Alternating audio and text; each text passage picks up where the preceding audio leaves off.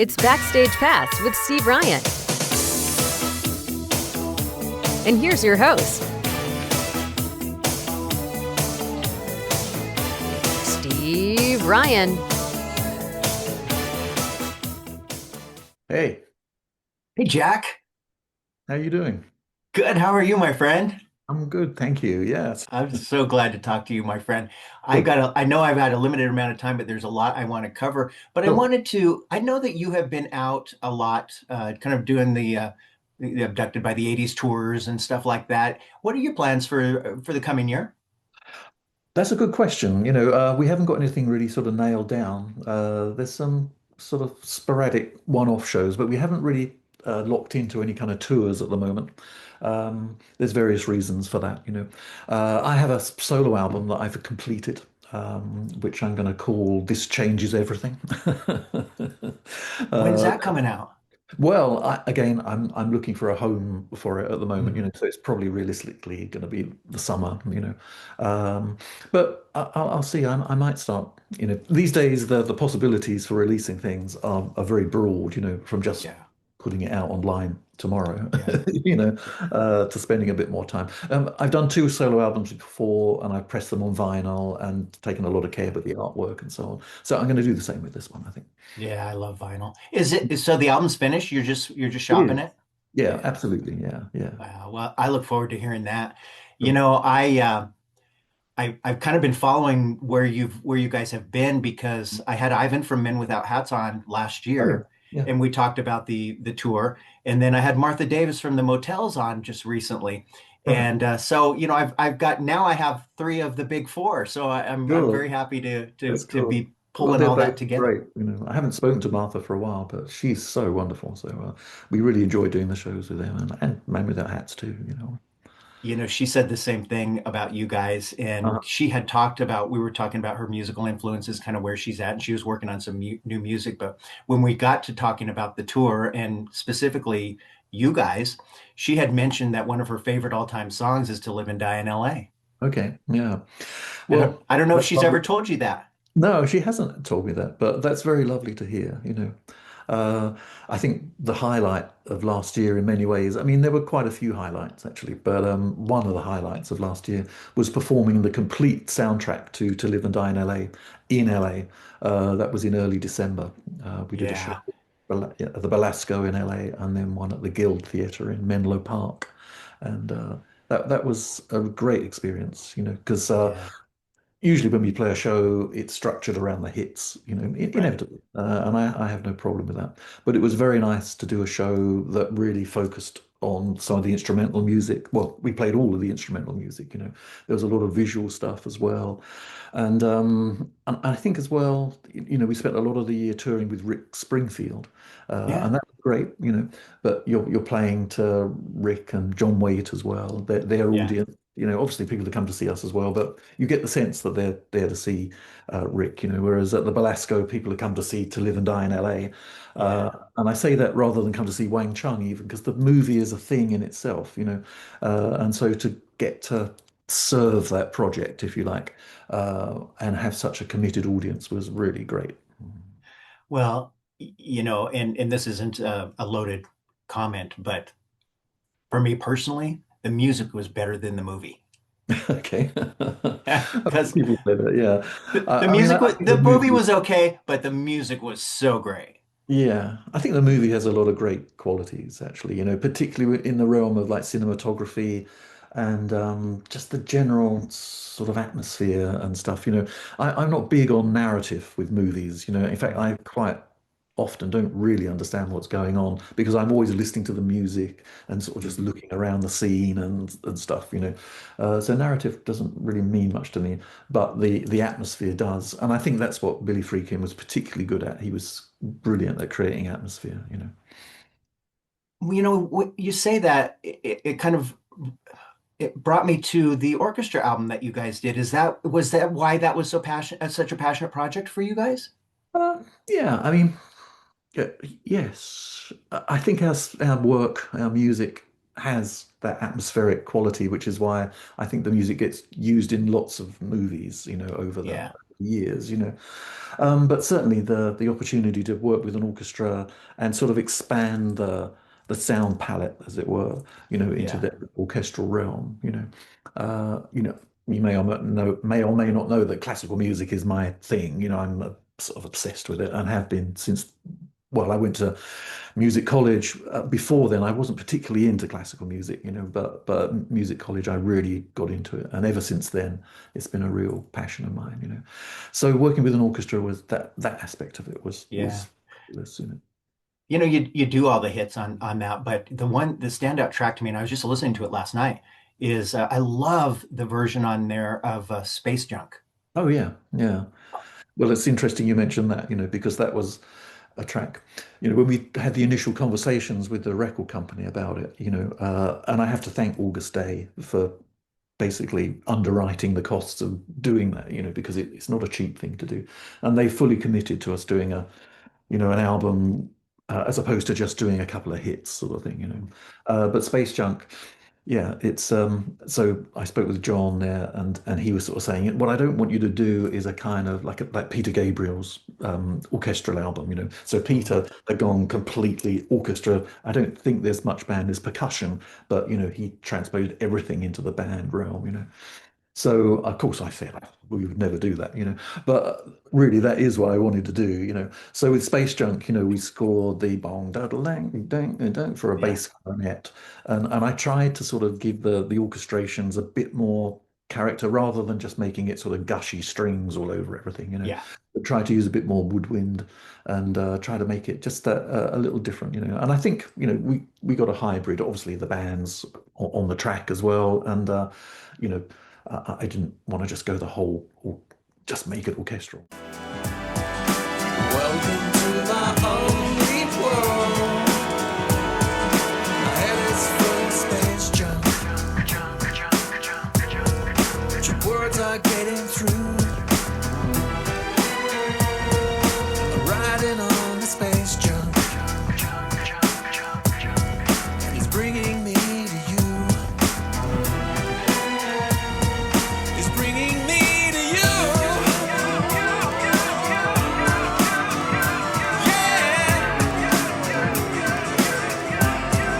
It's bringing me to you.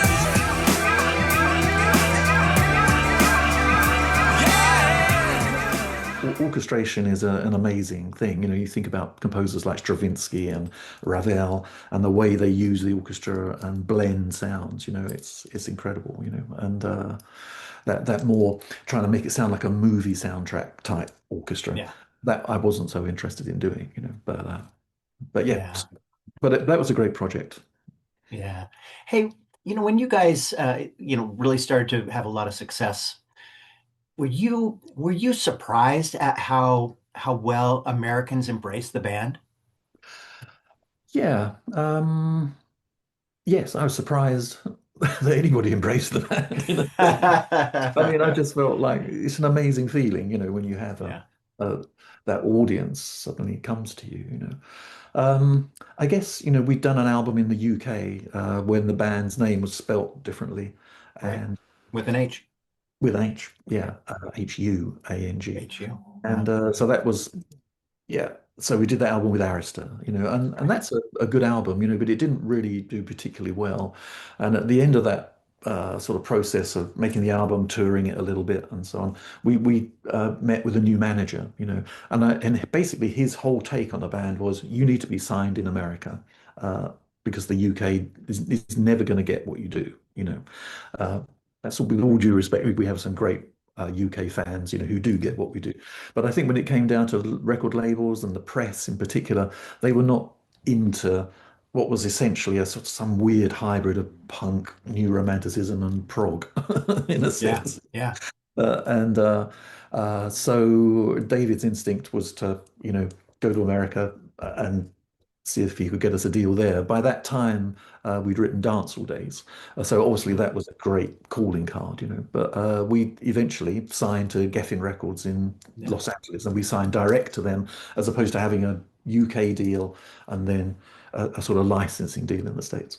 So I right. think the reason why our career took off in the States and remains really located here is because uh, from a business point of view, we appear to be an American band, Mm. Um, Yeah. from the UK press point of view, for example, everything they got about Wang Chung was from Los Angeles, and Right. the UK press. So Yeah. they're not going to do any research. They just go, "Oh, it must be an American band." So so it goes. Right. Yeah. Well, that was in '83, I think, and the Geffen album was Points on the Curve, and Dance Hall Days was such a big hit, and but it kind of started. I think I was a club DJ when Dance Hall Days came out, Uh, and so but I already knew Don't Let Go, yeah. and that was a big dance. I mean that did pretty well, but it was a number one dance club song here in the States. Uh-huh. I got what you meant. I know it's hard on you, but don't give in. Maybe, maybe, slow things go fast. Maybe, maybe, oh, it's all the best. Oh, if you need me, don't let go. You know I won't give up on you. Oh, if you need me, don't let go. You know I won't give up on you. And I think sometimes it's overshadowed because of the success of Dance Hall Days, and maybe everybody has fun, but I think people kind of it's like, oh yeah, I remember that. Yeah. But Dance Hall Days, the thing I loved about that song is, and I don't know if you're aware of this, but when you're putting a set together in a club, you Yeah. start with the lowest BPM and you work your way up to very fast, and then you do a slow song and you start it over again. Well, if Uh-huh. I'm remembering right, Dance Hall Days was 110 beats per minute. Okay, And that so sounds I about right. always started a set with Dance Hall Days. Okay. And it was because I wanted to get people back on the dance floor, especially the ones who didn't have a girlfriend or boyfriend and weren't slow dancing. And so we wanted Yeah. to get them back on the floor. So you need to start the set off with something strong, but Uh-huh. with a low BPM, and Dance Hall Days always did it. That's cool. Yeah, yeah. And I remember because it's got that shuffle rhythm, it's like a triplet. And Yeah. that was really unusual at that time, because drum machines, didn't play that like easily. You had a sort of setting where it would kind of play triplets, but it was always a bit clunky. And I remember spending hours working with the Lindrum, to try and get that layer of the track because there are real drums on it as well. But it's that kind of, back in that day, you wanted that sound somehow and that kind of very mechanical precision, and that was the really early days of that. So Yeah. it was like you needed that. And so trying to defeat the Lindrum from correcting everything so that it sounded like horrible. Yeah. I know we put delays on things, to sort of make, as we recorded them onto the track, to get a more swing into it. Don't mean a Well, thing if it ain't got that swing. We were so in phase in a dance all days.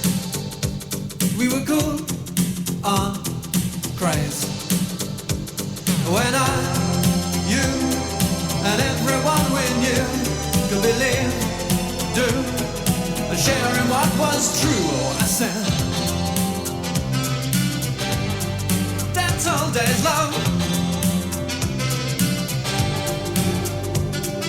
Take your baby by the hair and pull her close and there. yeah. Well, this is really in the weeds, but what I used to do on the turntables is I would get two copies of the song, and I would do one copy going just a measure behind, and so there was an echo through the whole Okay. song. Every time you did a vocal, because there's room. So you Yeah. would do a vocal, sing a vocal, and then I would bring up the other vocal, and so it was just echoing. Not That's It was really so cool. much fun. Yeah, yeah, yeah. I like that. Was that song always kind of a more mellow tempo? Because a lot of your stuff is faster. And so Mm, was it mm. when you were working that song up, was it always kind of a slower Yeah, song, or did yeah. it That progress? rhythm was always part of it. Yeah.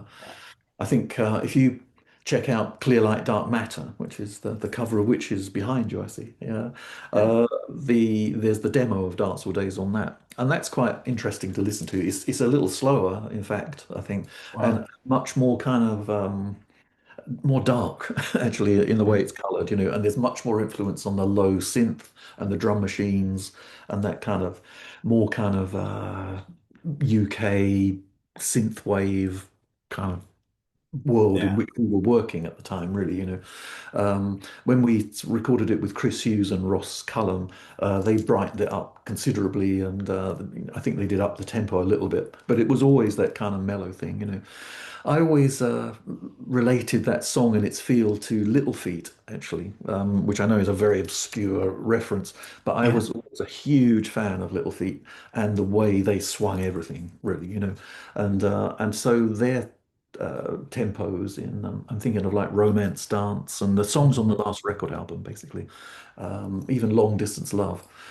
They have that slow but slightly swung tempo, and Danceable Yeah. Days was always in that realm for me. I was going to ask you about your musical influences, and as you were, growing up and Yeah, knew that music was something that you wanted to do. yeah. Who were your influences? Who were you listening to? And as you were trying to figure out what lane you enjoyed. Mm. Well, the Beatles, obviously, Yeah. from a young age. But as things progressed, I guess as it came into I went to music college, so for 3 years I was listening to classical music, and I really sort of stopped listening to pop music actually, just because I think once you get into classical music and you start seeing the kind of four-dimensional pinball that it is, do you know what I Mm.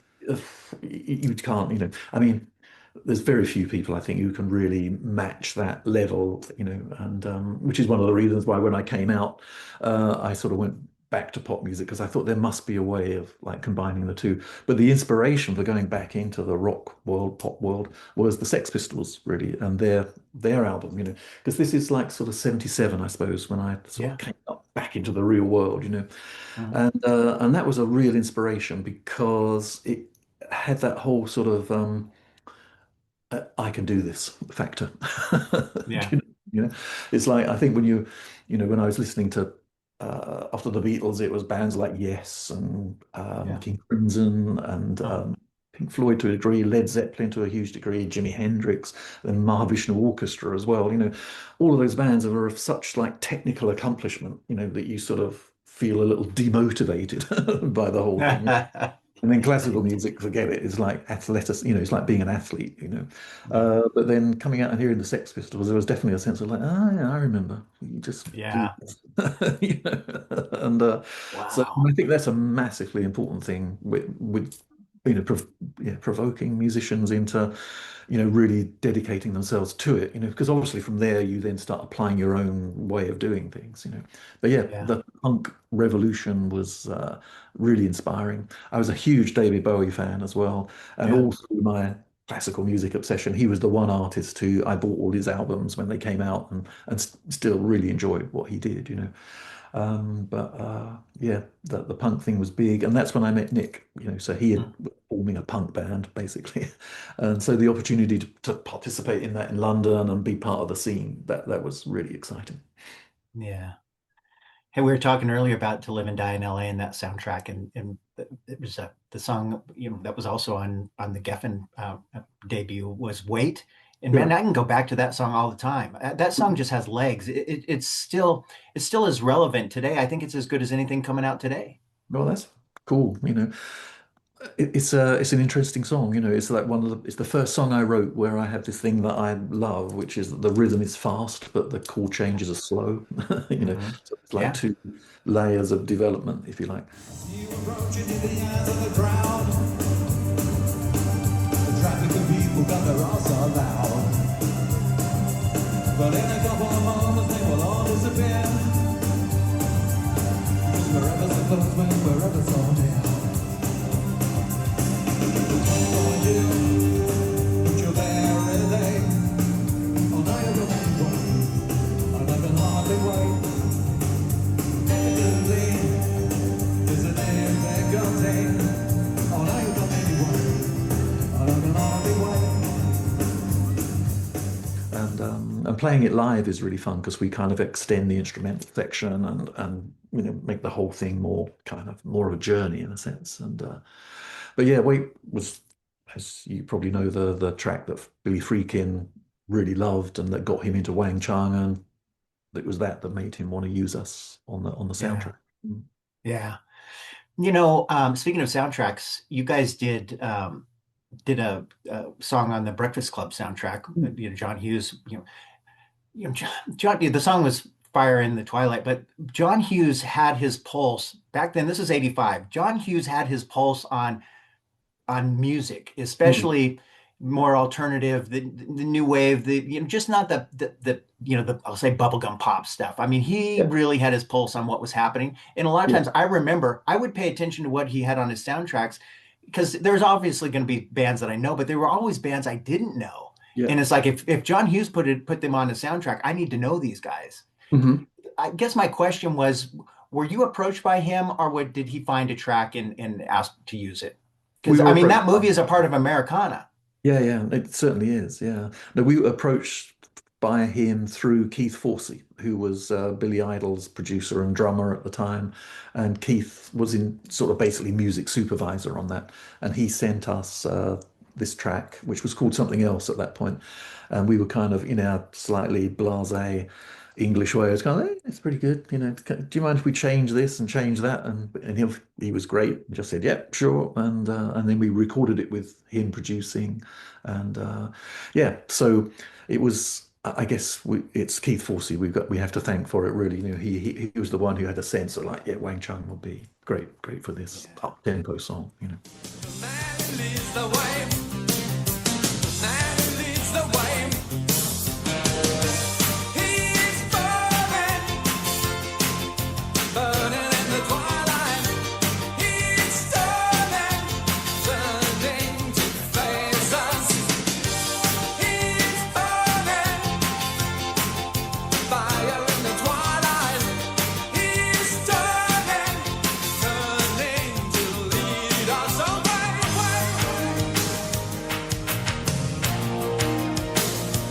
Lead us away.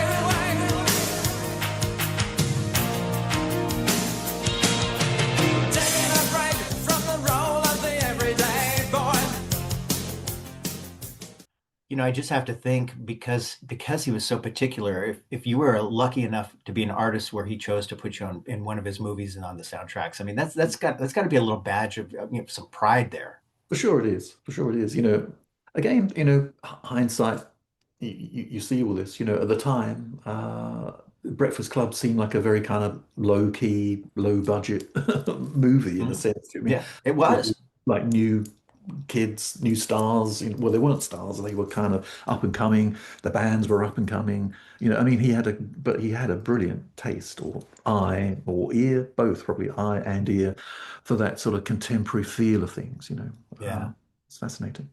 Yeah, man, that song fits that movie so well too. Mm, mm, In obviously in '86 things just kind of went crazy for you guys, and the hits mm, started coming, and you did Everybody Have Fun Tonight, and at that point I was in radio, mhm. and man, we played that in heavy rotation. I mean, it was coming up every 4 hours, and it's like, wow, we Thank just God. could Thank you. not play it often enough. Yeah, yeah. No, I appreciate radio and MTV here in the States, being so supportive of Wang Chung and just really getting into that track, It was, Do you remember doing the video? Do you remember recording the yeah, video? I do. Yeah. Yeah. You I know, mean, Godley and Cream directed that, yes. and I had Kevin Godley on last year, Oh, and we talked specifically about you guys in that video. mhm. We talked about a number of videos, but that jump cut thing that he had done, nobody had ever seen that before, No, no. and it was so unique and got a lot of people talking. And I had asked Kevin, I said, because I knew he was doing a lot of videos at that time. Mm, And I said, how did you make time for all the projects? How did you know, mm. how did you decide which ones you were going to do? And he said, we got to a point where we were so busy that we only started doing songs that spoke to us, or that really were compelling to us. Yeah, And Everybody Have Fun Tonight was one of those songs. that's great. Move it down to the ground. Don't hang me on the bottom line. Everybody have fun tonight. Everybody have fun tonight. Everybody Wang Chung tonight.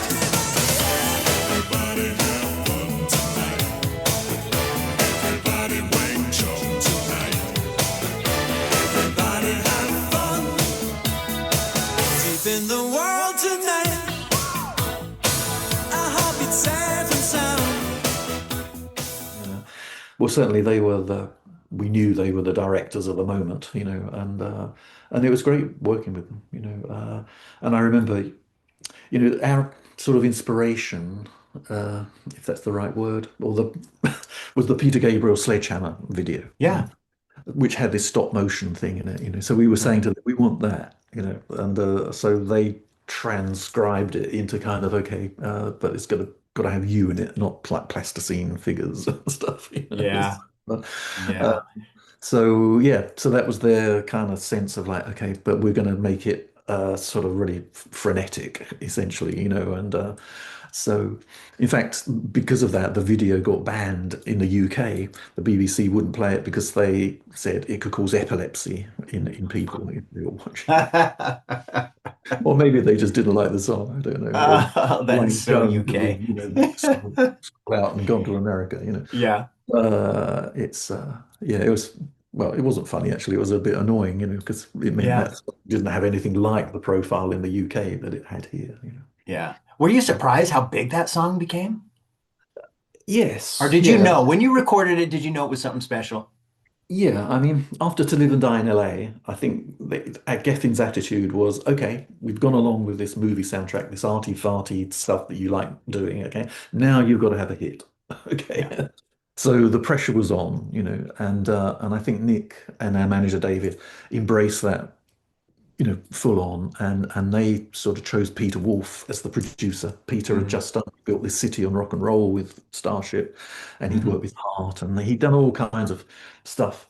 And yeah, he was a great choice to make that record a number one record, because he sort of took it by the scruff of the neck. Our demo was again slightly mid-tempo really, and I was thinking I was writing like Hey Jude or something like that. And he was like, no, Yeah. this has got to be up tempo, the chorus has got to be everybody have fun tonight, everybody Wang Chung tonight. And I was like, Yeah. no, no, no, that's just an ad lib. Do you know what I mean? We were going to change all that, and he was like, Yeah. no, yeah, that's the chorus. Really? So That was he an ad lib? he was essentially, yeah, yeah. When we first did it, it was like everybody have fun tonight, everybody Wang Chung tonight, so That became a thing. I mean, that everybody was saying it. yeah, I know, marketing genius. I now realize, Yeah. but at the time I thought, now we'll change that. Everybody. If you listen to Wow. the demo, there's all sorts of versions. There's everybody B1 tonight, everybody, it's sort of, kind of rhyming type things. But Yeah. of course, it was all a bit crap, really, that. So it was Wang Chung eventually was stuck. I'm so glad it did. Yeah. Let's Go was on that album too, and that was a huge hit too. Yeah, absolutely. Yeah. Yeah. That was a song that Nick wrote kind of very spontaneously. I wish you'd drop what you're doing and get on my case. We could blow this existence right out into space and share a sweet isolation. Let's go there today, go today, go today, right away, right away. Let's go, baby, come on, come on. Let's go, baby, come on. Take your cue from me now. I'm saying, baby, let's go. Will you listen to me? I'm saying, baby, come on now. Let's go, 'cause we can't hold back no more. There's no way. Again, I think hit songs are a mysterious thing.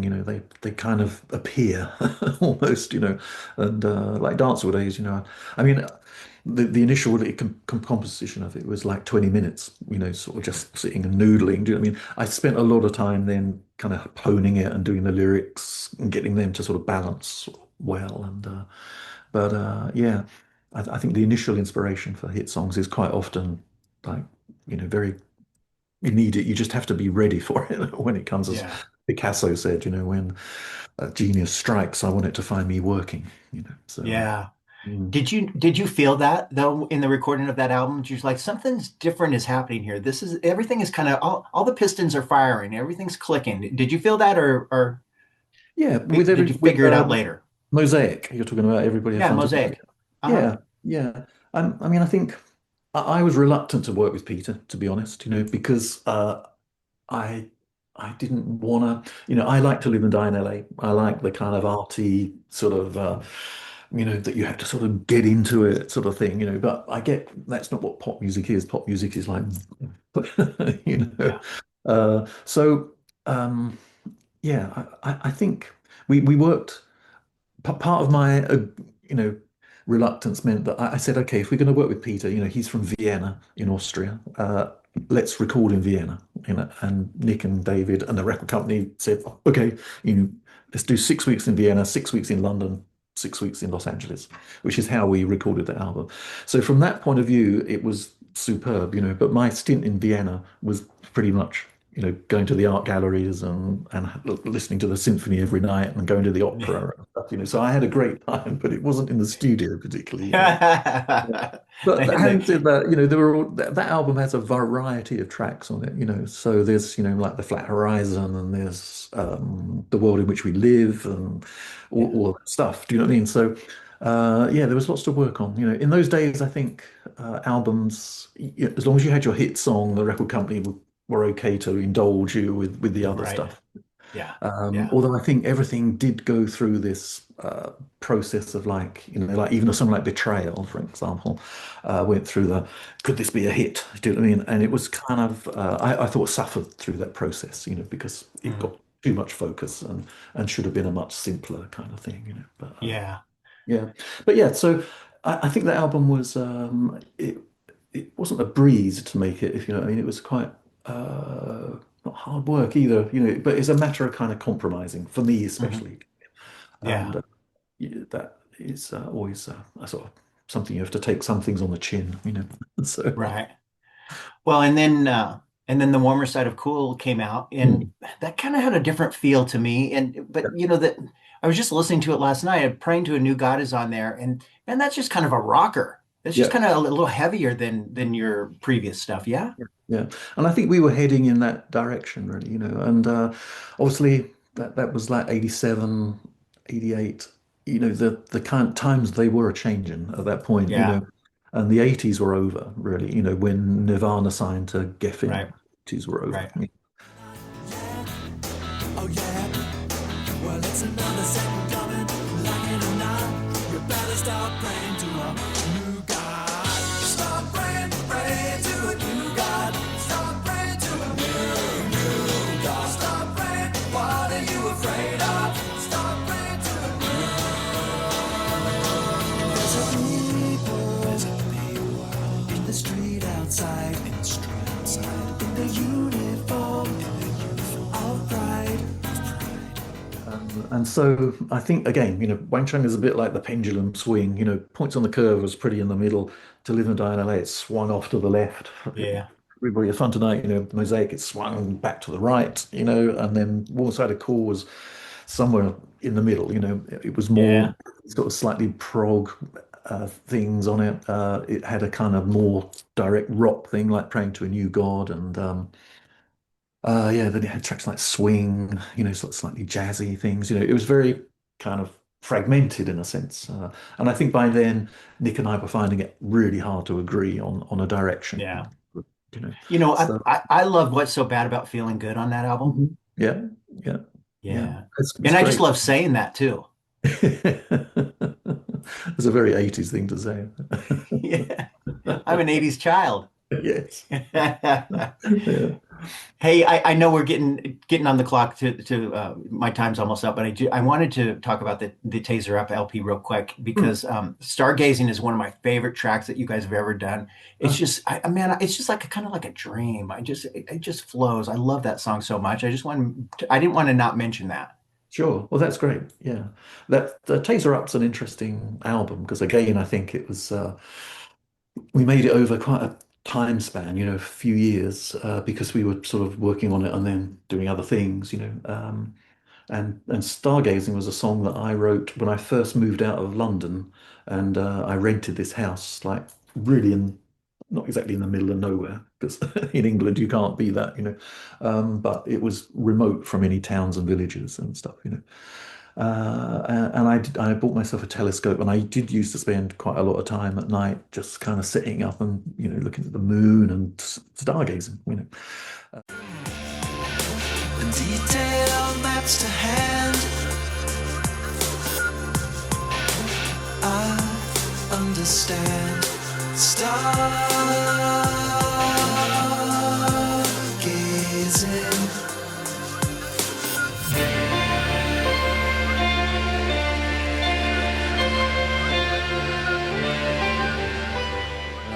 And so it was from that time, and I guess it was influenced, partly.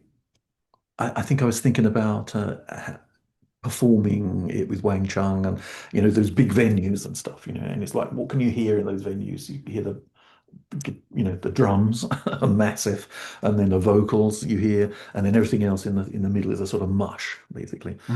Was back in the 80s. And I was thinking, like, okay, so how do you get through that? Like, just very simple building blocks, if you like, bow, and the drums, simple vocal, But then it took on this sort of Pink Floyd-y type thing, Yeah.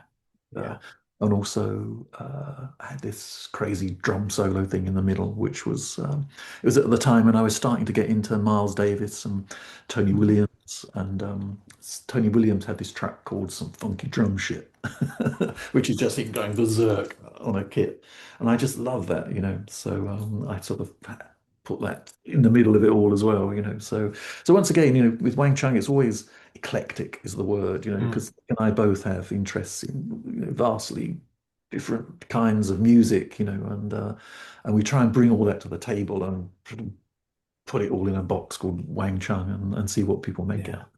Yeah, man, I love that track. Mm. Hey, where do you want people to? What's the best place to follow you on social media so they know what you're doing, if you're touring, your new project coming up, or where do you want me to send people? Yeah, Wang Chung Official on Facebook and Instagram is good. My wife Lourdes keeps it all updated, like pretty much daily, and responds to fans and all that stuff. So they're very active sites, So that's it. We don't really do TikTok because I don't really understand it.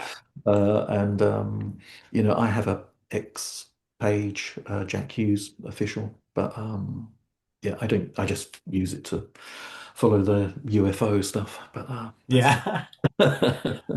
Man, Jack, I'm so happy to talk to you. Thank you so much for giving me some time today. I really appreciate it. I love your stuff, and I'm really excited about the new project. Maybe we could do a follow-up when the new stuff comes out and talk about the new album. Absolutely, I would love to do that because it's an interesting hybrid of, obviously you can see the Wang Chung elements in it, but it's song based, although there are a couple of instrumental tracks on it, and it's very much located around the UFO theme, but also some love songs as well, so it's all good. Yeah. All right. We'll keep in touch and have you back on. I really would like. There's some stuff in my notes we didn't get to, so we can cover all that stuff as well. But I'm up on the clock. I know it. So thank you so much, and have a great New Year. And let's have maybe a follow up in 26. That's great. Well, Happy New Year to you as well. Thanks for your time. All right. Thank you. See you, my friend. Bye-bye. We spend these nights together. Is this the room I live my life forever? Or what do I to live and die in